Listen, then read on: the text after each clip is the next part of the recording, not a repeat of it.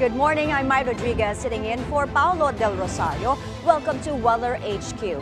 Today's headlines: Tropical Depression Christine intensifies into a tropical storm. We'll give you the latest on the areas under storm signal number 1. Hurricane Oscar lashes eastern Cuba before weakening into a tropical storm after its second landfall. More on this on our global weather. And later, as we observe International Lead Poisoning Prevention Week, we'll speak with the Eco-Waste Coalition on their campaign against the toxic metal.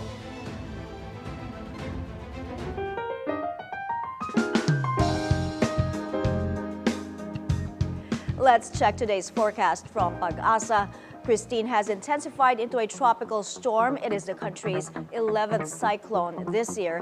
It was last spotted about 390 kilometers east of Virac, Catanduanes, with maximum sustained winds of 65 kilometers per hour and up to 80 kilometers per hour in gustiness. The storm is slowly moving west at 15 kph. Those in the Bicol region, Eastern Visayas, Isabela, Quirino, Aurora, and Quezon should expect rains with gusty winds, while moderate to heavy rains are expected for the rest of Luzon, including Metro Manila as well as the Visayas, Northern Mindanao, the Zamboanga Peninsula up to Basilan, Sulu, and Tawi-Tawi.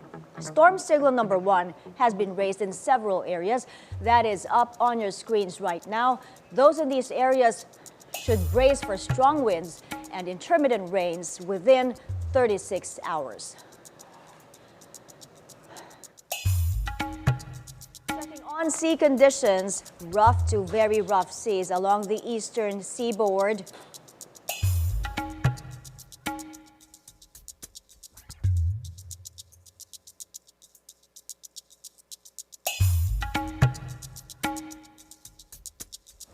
All right, let's now check on sea conditions. Rough to very rough seas along the eastern seaboard of southern Luzon, the northern and eastern coast of Camarines Sur, as well as the eastern coast of Albay, Catanduanes, Sorsogon, and the eastern seaboard of the Visayas, plus the coast of northern Samar.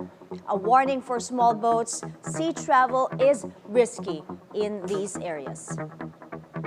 For an update on Tropical Storm Christine, we have on the phone Pag-asa weather specialist Eri Estrella. Good morning, Eri.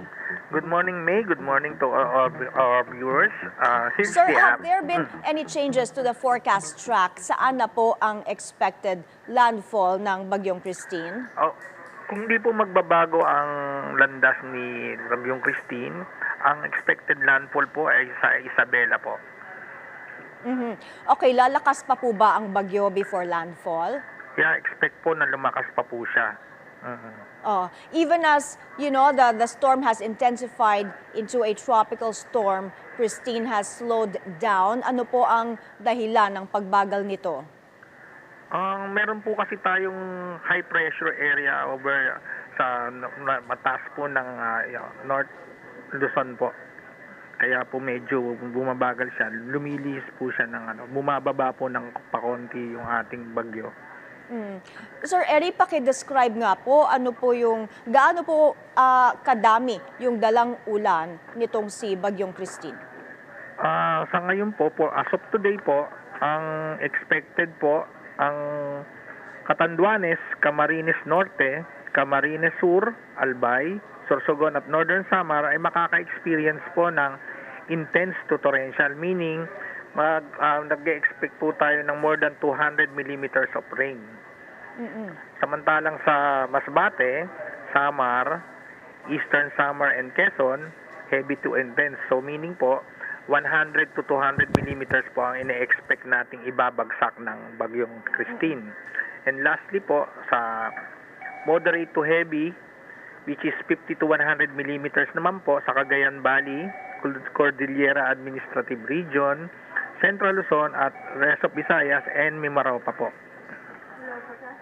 Opo, yung ganoong dami ng ulan, heavy to intense rain, gaano po katagal maglalast itong ganitong heavy to intense rain? At saang mga lugar po in particular? Ayun nga po, as mentioned, Doon po sa Catanduanes, Camarines Norte, Camarines Sur, Albay, Sorsogon, and Northern Samar. Yung paglas po ng ganong kalakas na ulan, depende po sa magiging kilos po ng bagyong Christine. Pagka po nag-move pa siya away from those areas, syempre po medyo hihina na po siya ng konti. Pero yun ganun pa man do kasi sa laki po ng lawak ng kaulapan ni bagyong Christine, expect po talaga natin ng malalakas na pag-ulan pa rin po sa mga Sir, susunod this na is araw. for the next 24 to 36 Yes, po. hours po? Yes, ma'am. Yes, ma'am. Alright, maraming salamat po, Eri Estrella, Pag-asa Weather Specialist, for giving us the latest on Tropical Storm Christine.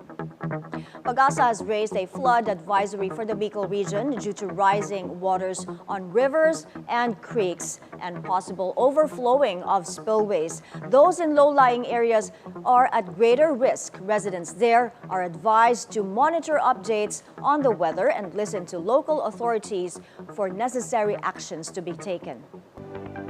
Pag-asa also issued a yellow rainfall warning over Masbate, Camarines Norte, Quezon, Southern Leyte, Cebu, Capiz, Aklan, Antique, Iloilo, and Negros Occidental.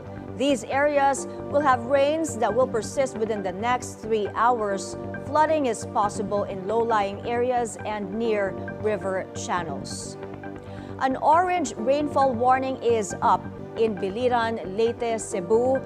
Rains will persist within the next 3 hours. Flooding is possible over low-lying areas and near river channels, and landslides are also possible in landslide-prone areas. Meanwhile, a red rainfall warning is up over Samar, Catanduanes, Sorsogon, Camarines Sur, and Albay. Serious flooding is expected in flood-prone areas, and there's a higher chance of landslides in mountainous areas. The Philippine Coast Guard reports almost 3,500 people are stranded in 34 ports due to the inclement weather. Those affected are passengers, truck drivers, and cargo helpers aboard more than 700 rolling cargos, vessels, and motor bangkas in southern Tagalog, northwestern Luzon, the Bicol region, and eastern Visayas. More than 100 vessels and motor bangkas are also taking shelter in affected ports. Coming up, we'll speak with the Eco Waste Coalition on the observance of International Lead Poisoning Prevention Week. Stay tuned.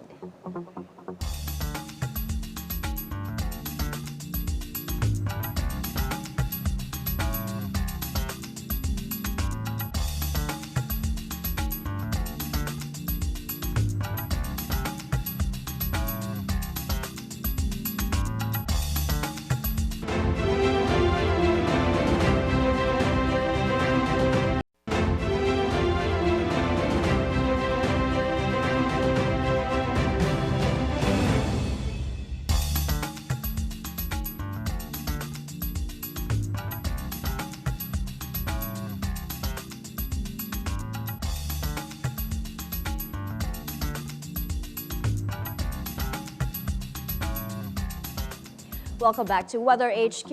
October 20 to 26 is International Lead Poisoning Prevention Week. Joining us in the studio is the National Coordinator of Eco Waste Coalition, Eileen Lucero. She'll be talking to us about their campaign against the toxic metal. Good morning, Eileen. Thank you for stopping by. Good morning. All right, so to this day, the widespread use of lead has caused extensive environmental contamination, and human exposure has also caused significant, public health problems. Tell us just how harmful is lead? So, lead in Tagalog, ito yung tingga, no? So, it is harmful, especially to the toddlers who are still developing their brain, no?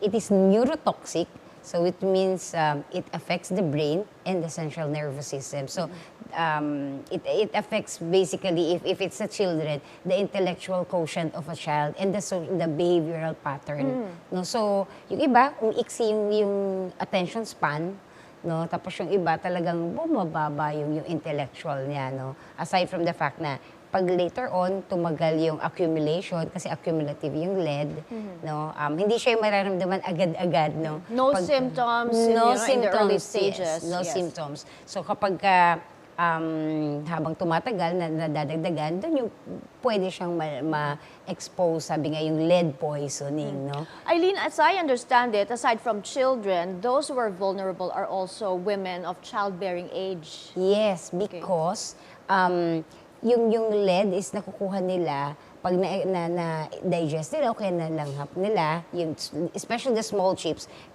it can pass through the placenta papunta dun sa mga bata na nasa womb nila. Also, lead exposure has led to more than 1.5 million deaths globally in 2021, primarily due to cardiovascular effects. Yes. So, ang naaapektuhan nito, yung mga vital organs natin. Yes, actually, pagkabata siya, multiple organ yun na apektuhan niya, no? So, talaga nagde-develop siya. So, prone siya dun sa mga endocrine disrupting disease aside from the being neurotoxic dahil yung central nervous system. And then, Yes, not many people know, Eileen, that lead is found in many products. And these products we use every day. Yes. So ano ang mga products na to na so may lead? So lead, ginagamit siya pampakulay, no? Pampatingkad ng kulay, no? So Ecoist Coalition has just recently tested tumblers, no? Itong tumblers, we got 100,000 ppm, which is dapat ay 90 parts per million lamang, no? Pero this tumblers that is exceeding way the normal levels. Yes. So, we also had toys, no? So, yung mga toys na merong mga lead, tumblers. So, meron din kami nakuha from the school supplies, no? But these tumblers, ito yung latest ni Ecoist Coalition. At nakita namin, puro design siya for the kids. No? So, talagang delikado. So it's really very dangerous. Yes. Is there a symbol or mark that consumers should look out for when buying products to make sure that they are lead-free? Yes, there should be. There should be a labeling requirement for every product. However, for all of this, it doesn't have any labeling, no? So it lacks labeling. Even sa toys, no? It doesn't have a labeling. Wala na, most products parang wala na, especially yung nabibili mo sa, sa Tiangge or even the online, even the online. And our even sa parents, malls no? din, ano? Wala. So, what is the symbol, Eileen, that we should look out for? Yeah, the symbol for lead is PB, no? But then, if you will look for a label, there should be an ingredients, no? Or nakalagay dapat siya ay lead safe free. Meron pang isa yung BPA free, bisphenol A free. So may mga ilan na kilala din naman na brand na meron ng ganung labeling, no? But for manufacturers, mas maganda talaga kung merong label yung products nila. Kasi for Ecoist Coalition, we have tested 30. Half of it is safe and half is not, no? Okay. So ibig sabihin, pwede. No, the manufacturers can just It choose. is not only found in tumblers, in toys, but also in cosmetics and makeup, right? So it's for very important to lipstick. read the labels and the Yes, for ingredients lipstick, list. yes. Sabi ko nga, as earlier I mentioned na lead is being used as a pampatingkad ng color, no? So talaga kaya yung lipstick karamihan merong lead, no? So important to check the label always. So now, Eileen, can we file complaints against manufacturers or distributors of products with lead and get them penalized? Yes, we could file cases, no? However, for these tumblers who doesn't have labels, hindi mo alam sino yung i-file mo. No? So that's the problem, no? Pagka doon sa binilhan mo, meron pa ring ibang distributor, no? So yun yung mga gaps, no, na sinasabi nga namin with the law. Ano ang kailangan i-strengthen to address that? We have to strengthen the labeling Okay. policy, no? At sino ang government it should be the agency? DTI. Okay. No? The DTI.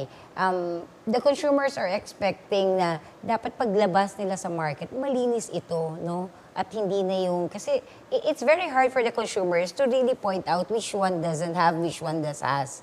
Because it doesn't have labeling, no? Or if meron mang label, pwede rin maging false labeling yung ano niya.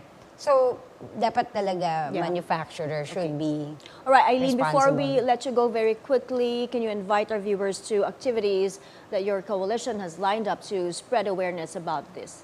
Okay, so Ecowaste Coalition for the coming days will be conducting lead-free surveillance for the toys incoming for the Christmas season. So that will be part of the lead poisoning prevention week. No? So you could come with us.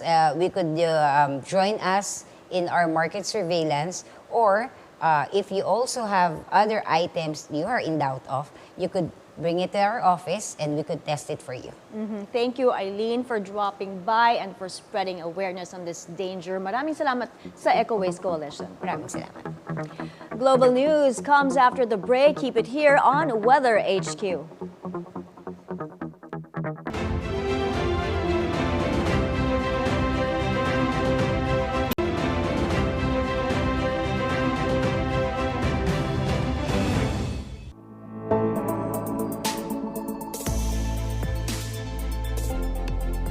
Welcome back to Weather HQ. Global weather now. Hurricane Oscar weakens into a tropical storm after its second landfall yesterday in Guantanamo, Cuba, near the city of Baracoa. Oscar lashed eastern Cuba with strong rains and intense winds, bringing a forceful storm surge and caused Cuba's most severe blackout in years. The storm is hampering efforts to reinstate services. Right now, Oscar is still producing heavy rainfall, causing flash floods over eastern Cuba. It is moving at 80 kilometers per hour and is forecast to further weaken before it emerges off the coast and moves near the Bahamas later today. Scary news in Italy. A sinkhole opened up on a motorway in the southern region of Calabria. There were cars along that motorway when that happened, but firefighters say all passengers are safe. The sinkhole was apparently caused by heavy rains, with emergency crews doubling efforts to look for people who may have been affected by mudslides. Italy's southern regions are still reeling from extensive flooding due to intense rains that started Sunday. One death was reported, a man whose car was swept away by the torrent near Bologna. On to the forecast now for Bologna. Bad weather not yet over. Cloud cover with lots of rain continue for the next 3 days. If you're visiting, please make sure to prepare and stay safe at all times. Temperatures there will range from 15 to 20 degrees Celsius. That's from Wednesday through Friday. And that's Weather HQ today. Paolo Del Rosario will be back tomorrow, whatever the weather. Thanks for watching. Keep it here on BNC, the Billionario News Channel.